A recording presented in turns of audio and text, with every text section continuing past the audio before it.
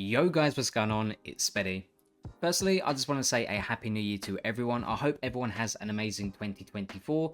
And in today's video, I'm going to show you how to set up and use a controller to play New World. Now, the New World devs have recently released a 2024 roadmap, and controller support is coming. It has been confirmed. So some things might change when we see that implemented into the game. And if it does, I will do an update to this video. Now, I have nearly 6,000 hours on New World, all played while using a controller. All of my New World content and gameplay that I've uploaded to YouTube and all of my live gameplay on Twitch is controller gameplay, so you should definitely check out my Twitch to see that. It will be linked in the description and comments down below. Firstly, open up the Steam app on your PC, and in the top left corner where it says Steam, click it and then go down to Settings. When this interface appears, go down to the controller section and then make sure you have the right Steam input on for the controller that you're using. So I'm using an Xbox controller, so I've got this enabled. If you're using a PlayStation controller, just go into this section and then enable it here. Just make sure you have the right one selected for the controller you're using.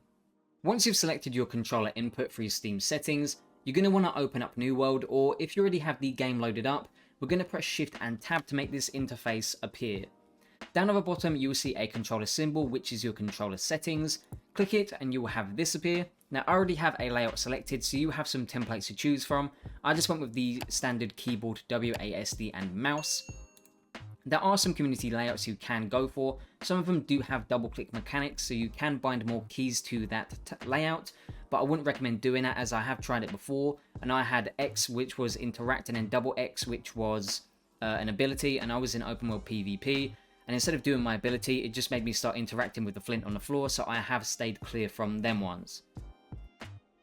So now I'm going to go over my layout and key bindings I'm currently using for my controller. And if you chose keyboard, WASD and mouse as your template, then we can now click it, and we will have this controller appear with all of the buttons around it. Now this bit might seem a little bit confusing, so I'm going to try and go over it as simply as possible. So firstly, we have the left joystick. These are going to be your WASD movement keys, which are going to be bound to your left analog stick, so you don't have to change any of these at all. And next we have the directional pad, or the D-pad on a controller. This is going to be how I change my weapons and also use a health potion and a regen potion, or whatever you have bound to your in-game consumable bar.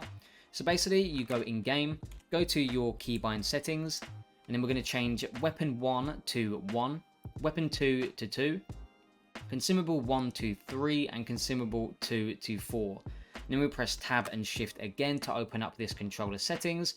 And here you can see I've got up bound to 1. So when I press up, that's weapon 1. And then when I press right on the D-pad, it changes to my second weapon, which is weapon 2. When I press down on the D-pad, it uses one of my consumables, and then left is also one of my other consumables.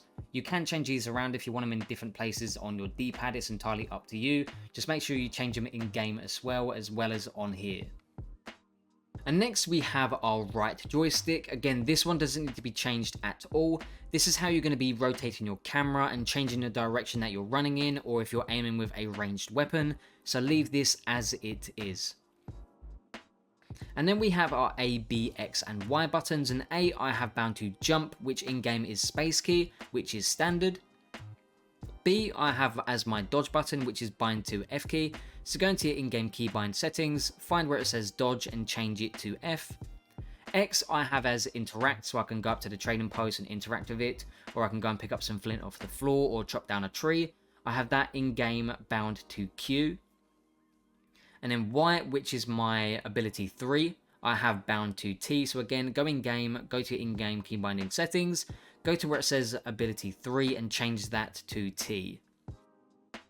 And next up we have our LB and RB buttons. Ignore where it says previous weapon and next weapon, because this is not how you change your weapons. Focus on where it says scroll wheel down and scroll wheel up, as this is what your other two abilities are going to be bound to.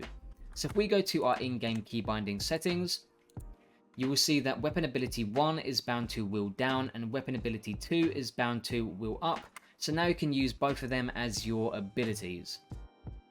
And then our LT button is going to be what we're using for blocking. So go in-game and change block to right mouse button. And RT is going to be our light and heavy attacks. So go in-game and change that to left mouse button. And then we have this button right here on the controller.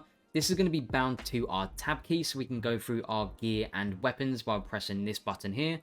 And then we have our start button, which is going to be bound to escape. So this is going to be how you look through the map, or if you want to queue Outpost Rush or arenas. And that is how I set up my controller to be able to play New World. Now, playing on a controller does come with its cons. For instance, there are only so many buttons on a controller compared to a keyboard, so there are some things I can't have bound on my controller because there's simply not enough buttons. So if I wanted to use my heart rune, I've got to take a hand off of my controller and press G on the keyboard.